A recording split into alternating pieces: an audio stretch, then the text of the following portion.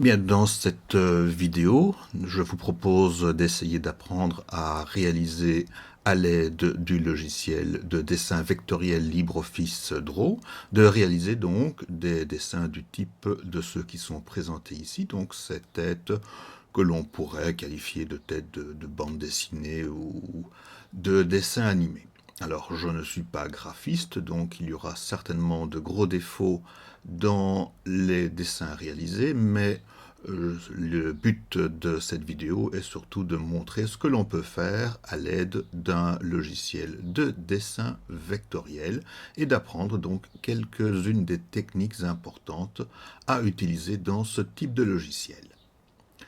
Je vais vous proposer de partir sur la base d'une page vierge, donc je vais faire un nouveau document et nous allons, sur la base de ce document, réaliser donc une tête du même genre que celle qui était présentée sur ce même écran il y a quelques instants.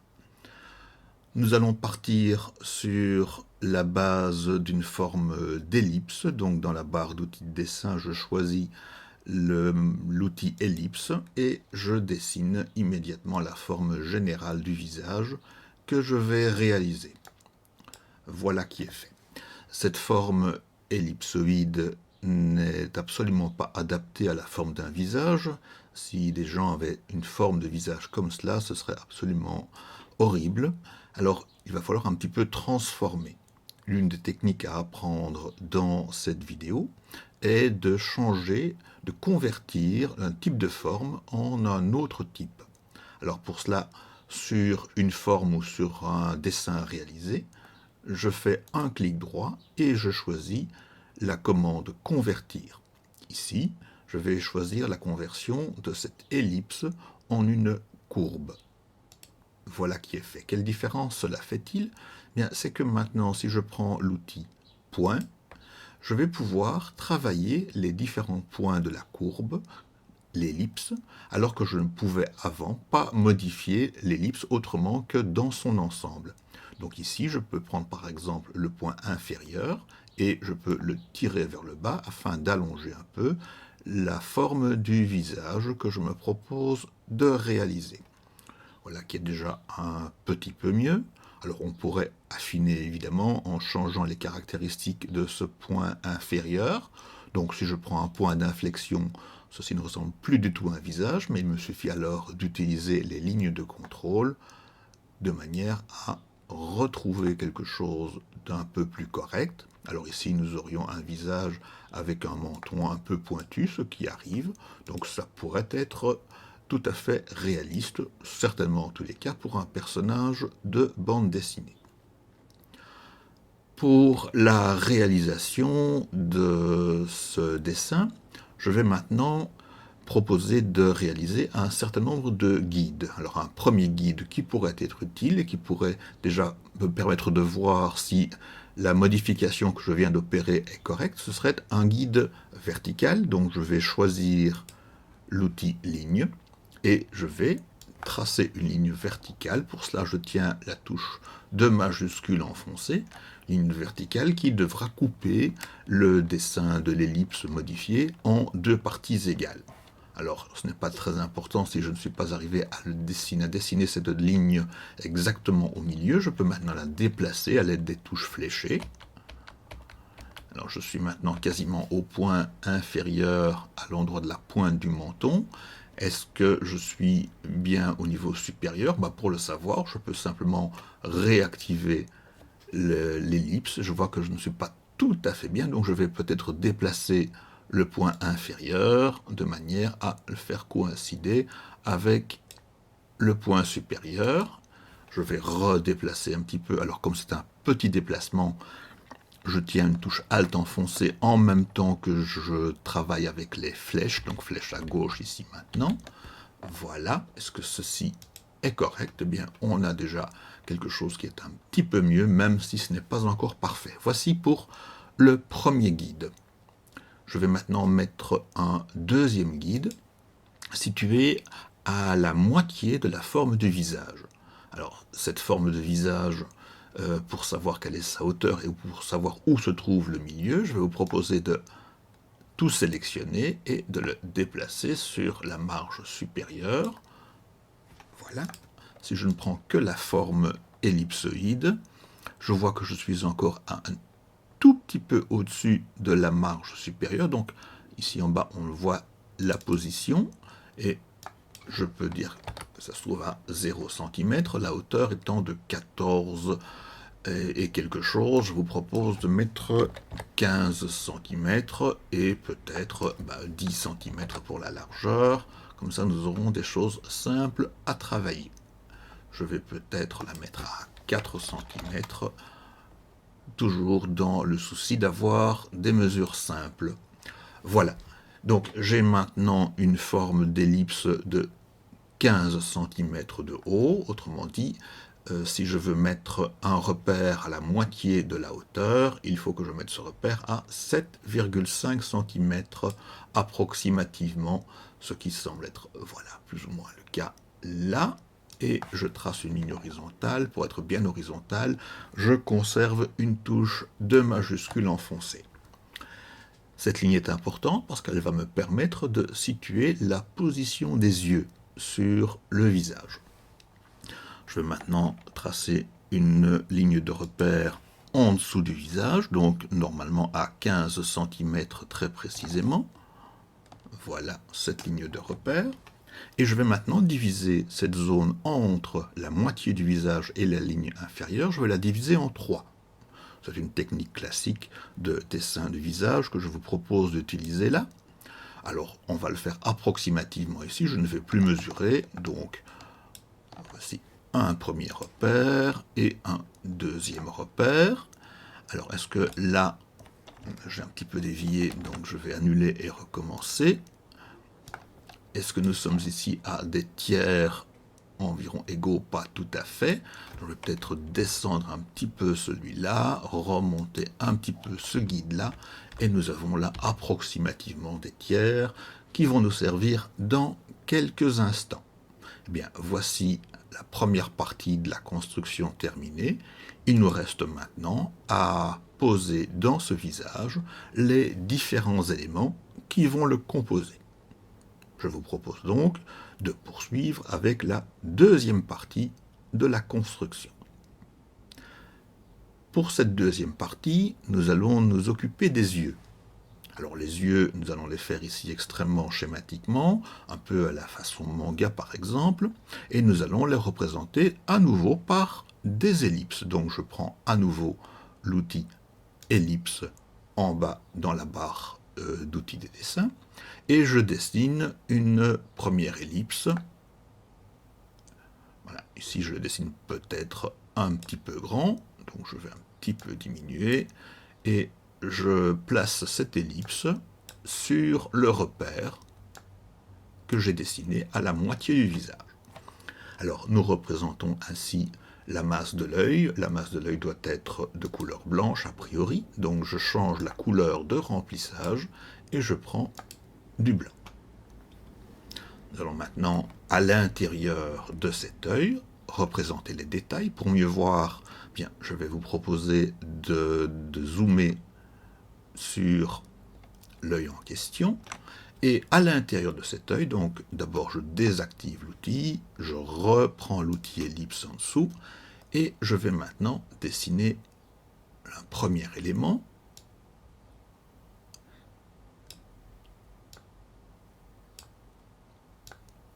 Et ce premier élément va nous donner la couleur de l'œil. Alors ici, je vais vous proposer par exemple de faire un œil de couleur bleue. Alors peut-être un bleu un peu plus joli que celui-ci, un peu plus intense. Qu'avons-nous à notre disposition dans les couleurs prédéfinies? Alors ce bleu-ci me paraît plus intense et plus joli. Voilà. Je désactive. Et je m'apprête maintenant à dessiner le centre de l'œil en couleur noire, donc toujours la même technique, une ellipse.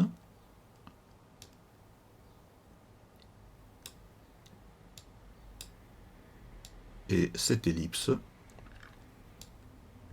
centrée sur le reste de l'œil, peut-être zoomer encore un peu plus fort pour bien voir. Voilà, on peut peut-être le mettre un peu plus haut, un peu plus à droite. quelque chose comme ceci. On pourra toujours retoucher après si cela ne convient pas. Alors au centre de l'œil, nous mettons bien sûr de la couleur noire. Et voilà notre œil. Alors je vous accorde que cet œil n'est pas très joli. D'abord, tout ceci n'est pas très centré, donc je sélectionne et je remets un peu plus au centre. Je vais le faire avec les flèches plutôt qu'avec la souris. Et la touche Alt pour éviter de faire de trop grands mouvements. Voilà. Donc je vous accorde que cet œil n'est pas très humain, n'a pas l'air très vif, n'a pas l'air très éveillé.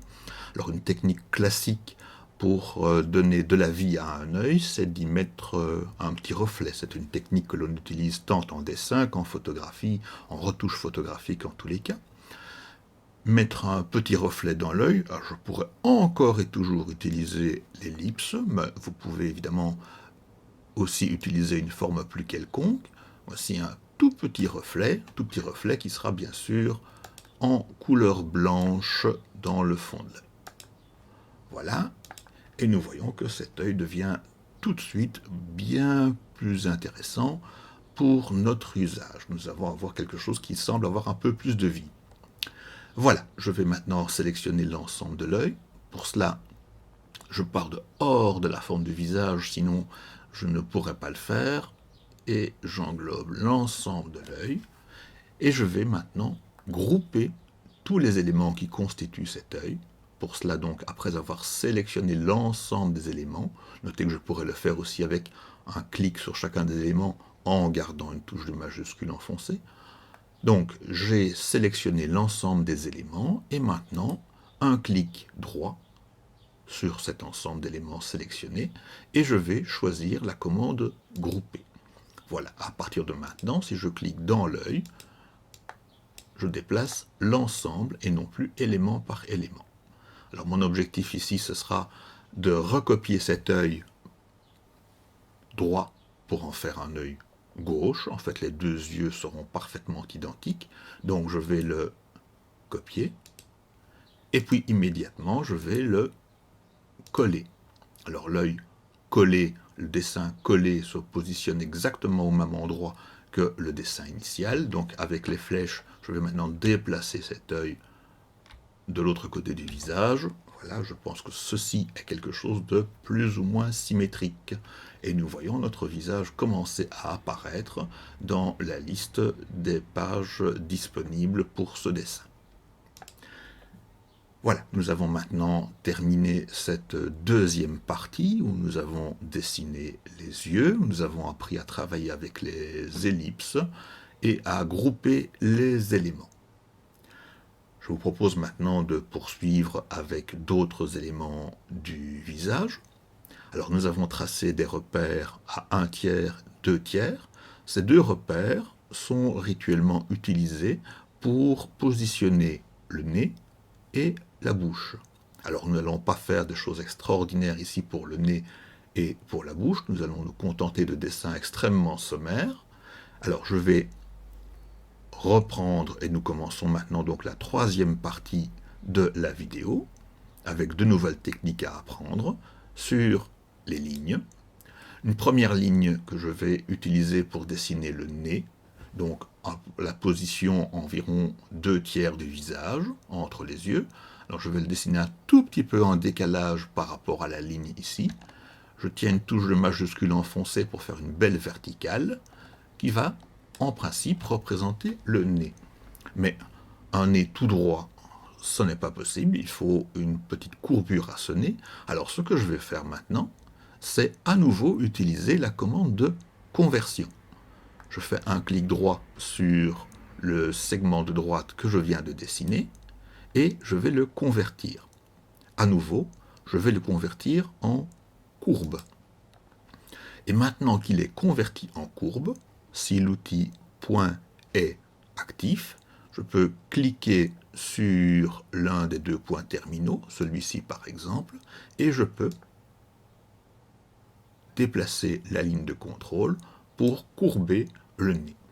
Alors pour l'instant ce nez est évidemment tout à fait évoqué seulement, je peux le faire un petit peu plus gros en changeant la largeur de la ligne. Voilà. Il va peut-être être un petit peu trop voyant, en couleur noire si intense, alors peut-être pourrait-on faire une couleur grise, par exemple, celle-là. Voilà, on pourra toujours changer tout à l'heure si nous jugeons que ce gris n'est pas suffisamment intense pour que le nez soit bien visible. Nous allons utiliser une technique tout à fait similaire, donc je vais un tout petit peu déplacer le nez maintenant pour le mettre un peu plus au milieu du visage. Donc, nous allons utiliser une technique tout à fait similaire maintenant pour dessiner la bouche. Donc, à nouveau, je prends l'outil ligne et à la position, donc 1/3 du visage, je dessine une ligne parfaitement rectiligne pour l'instant, hein, c'est une ligne. Je l'allonge un petit peu, toujours en gardant la touche de majuscule enfoncée. J'essaie de faire en sorte que cette ligne soit plus ou moins symétrique, bien que les visages parfaitement symétriques ne semblent pas humains. C'est un classique de la photographie, par exemple. Voilà notre ligne, et je vais à nouveau la convertir en courbe.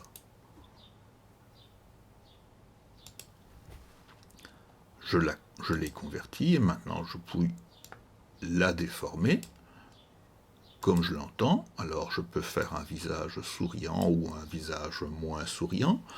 Voici un exemple de ce qui est possible. À nouveau, je vais un petit peu élargir cette courbe et peut-être choisir une couleur un peu moins voyante. Je ne sais plus ce que j'avais choisi pour le nez. Voilà, quelque chose comme ça.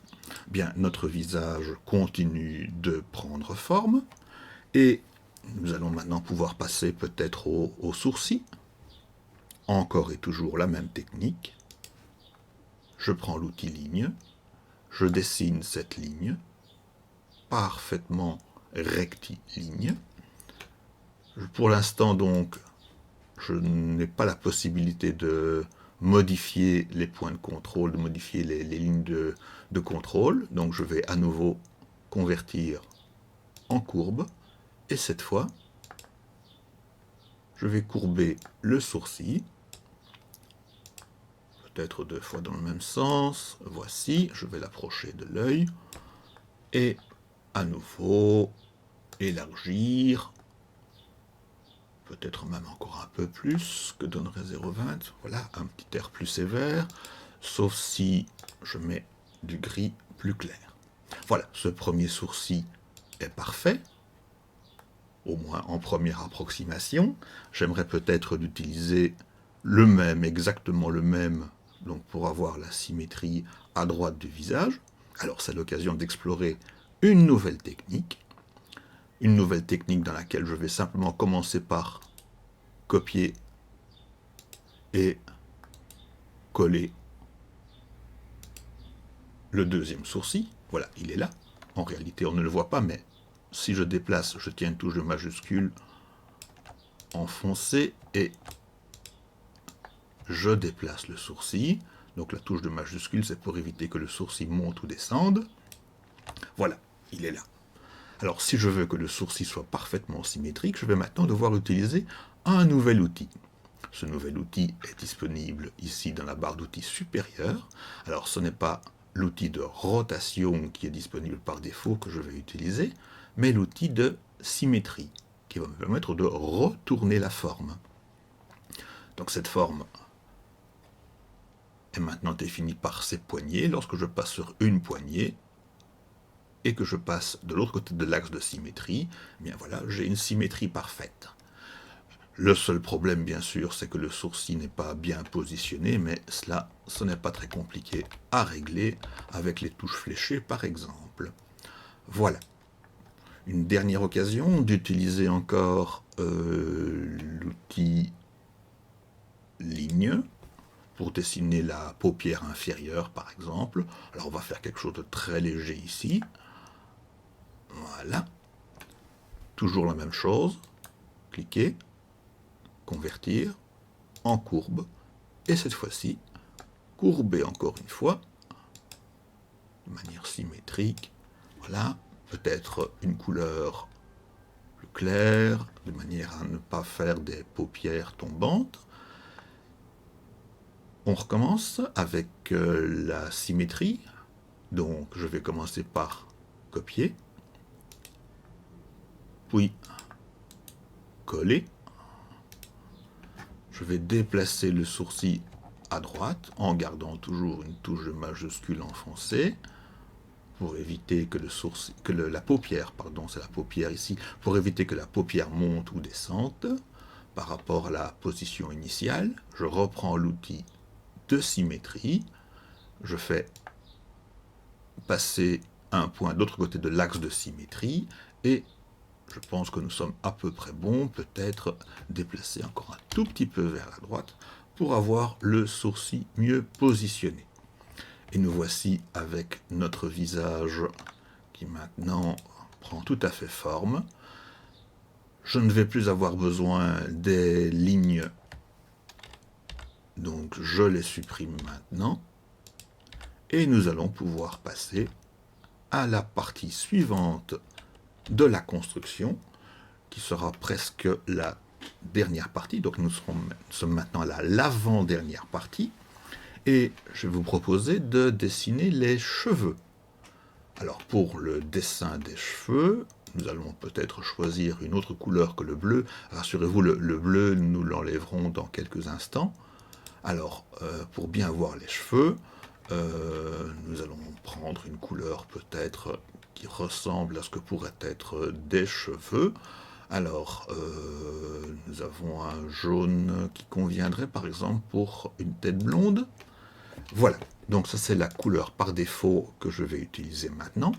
Et nous entamons cette nouvelle partie du dessin de la forme générale des cheveux. Alors pour cela, je vais utiliser l'outil courbe et plus précisément l'outil courbe remplie ou l'outil polygone. Plutôt l'outil polygone en l'occurrence. Voilà. Alors je vais commencer le dessin des cheveux, quelque part sur le visage. Je clique, je fais un premier trait avec cet outil polygone, je lâche,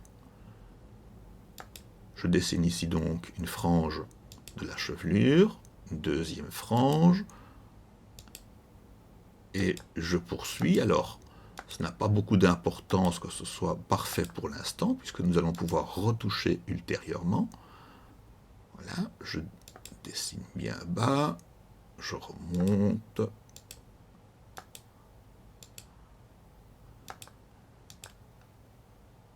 Donc il n'est pas important que le dessin soit impeccable. Et je termine par un double clic. Voilà, alors effectivement c'est assez mauvais. Donc je vais déjà faire quelques premières retouches en déplaçant certains points. Alors nous allons faire des cheveux un peu plus longs. Voilà.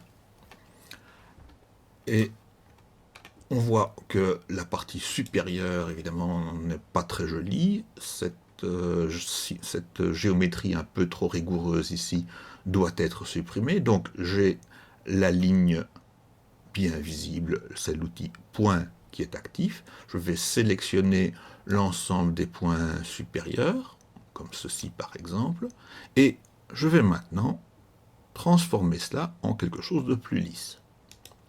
Voilà, c'est déjà un petit peu mieux. Alors, les cheveux me semblent pas très longs, pas assez longs, donc je vais recommencer le même genre de choses. Je sélectionne ces points-là et je tire vers le bas. Voilà, je fais la même chose de l'autre côté. Je sélectionne ces points et je tire la chevelure vers le bas. Alors, la forme des cheveux ici n'est pas très satisfaisante.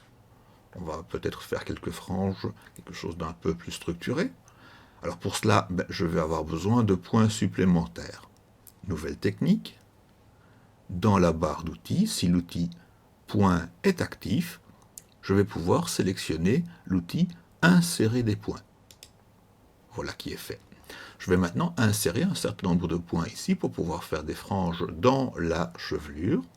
Alors pour cela, je clique à l'endroit où je veux insérer un point et je déplace légèrement la courbe en question. Je vais avoir besoin d'un nombre assez conséquent de points. je les ajoute les uns après les autres. Ici, il y a un point qui a été ajouté au moment du double clic. Voilà. Je poursuis. C'est presque fini.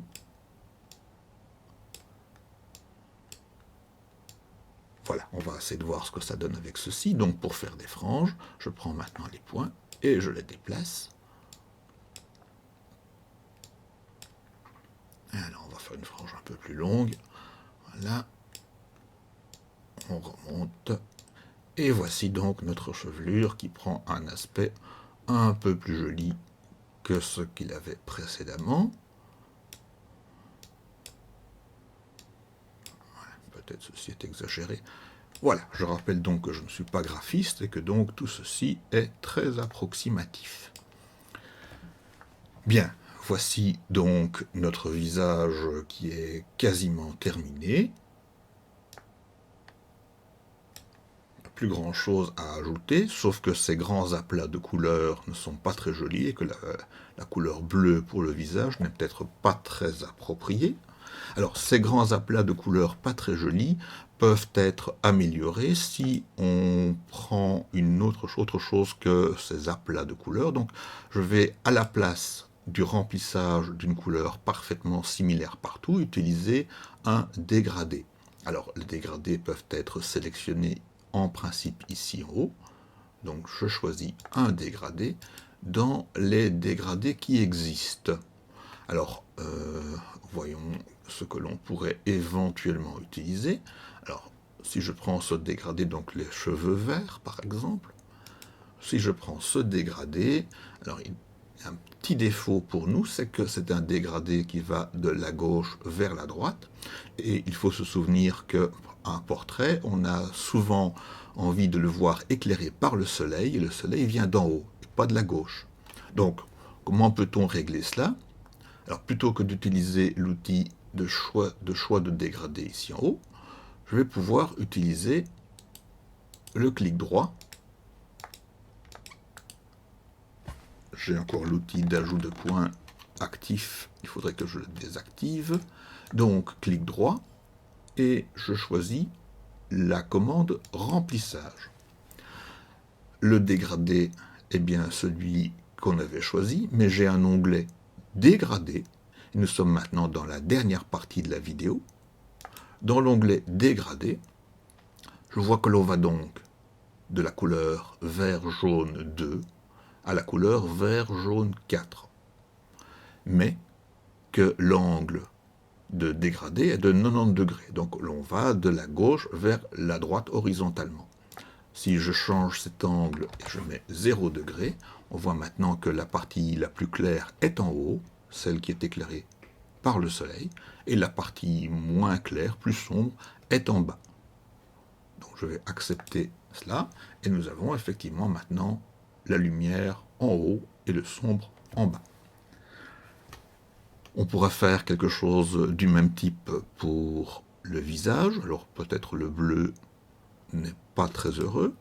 Je fais de nouveau la même chose, clic droit sur le visage, remplissage, et on va choisir, encore une fois, un dégradé.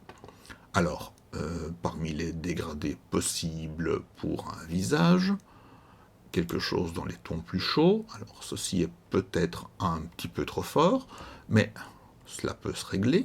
Alors, de nouveau, la couleur claire en haut, la couleur sombre, plus sombre en bas. Ça, c'est a priori bien, sauf que l'angle ici est de 180 degrés et nous avons donc le sombre en haut et le clair en bas. Donc, je remets 0 degré. Cette fois-ci, le dégradé orange semble convenir et je l'accepte.